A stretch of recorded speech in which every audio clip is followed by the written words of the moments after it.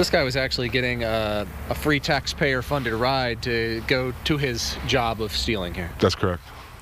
A ride to crime on your dime. That's just what one local man was getting, and we have the surveillance video to prove it. 8 News investigative reporter AJ Lagoe has the story you'll see only on 8. It's not every day that a man getting on a bus to go to work makes the news. And he'd come with a change of clothes, he'd come with his lunch, he had his tools. But when your 9 to 5 is a crime, putting countless number of people at risk. He considered it his job. That's what he was going to his job. That's what he used to tell, people on the bus in the morning. There's a good chance your story will make the news. This story, Donald Cosby's story, we're calling a free ride to crime. He was using government subsidy to commit his crime. And as most crime stories go, very dangerous.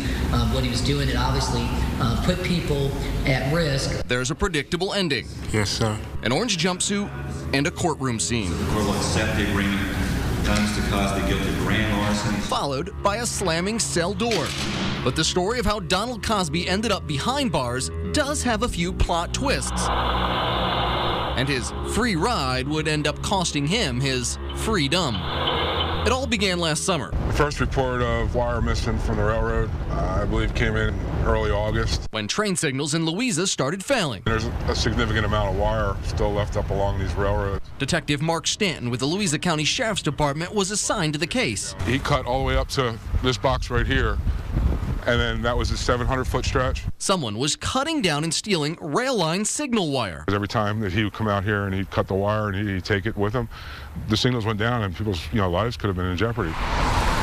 Knowing that lives were at stake if the wire thief wasn't caught, Detective Stanton mapped out where the signal wire was being taken and began staking out the area. We actually caught him in the act. He's carrying bags or buckets of wire. But Donald Cosby claimed he'd found the wire on the ground and wasn't responsible for all the other damage. He denied everything initially. He maintained his innocence until Detective Stanton made another breakthrough. It was caught on tape. I mean, all the occasions. You run away from home? Cosby was catching a ride to and from his crime scenes on a jaunt bus, which uses taxpayer funding to supplement their fares. He would actually get on a government subsidy bus, drop him off near the crime scene, commit the crime, and then get back on the bus later that day with the fruits of his crime. But unbeknownst to Cosby, his free ride was equipped with a state-of-the-art video and audio system. Each bus has its own hard drive that records the data. Listen as the bus driver and a passenger actually discuss what Cosby's doing with all the wire. What in the world you got? Copper? Yeah, wire, you gonna... Is that what it is, copper wire? Mm-hmm, you gonna spin it. My God, you're gonna have to make another trip. You're gonna have very small money right there.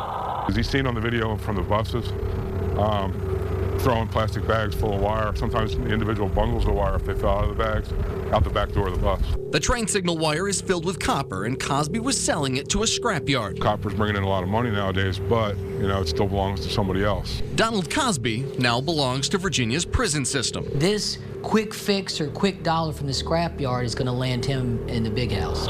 As good detective work and this bus video slammed the brakes on his free ride to crime.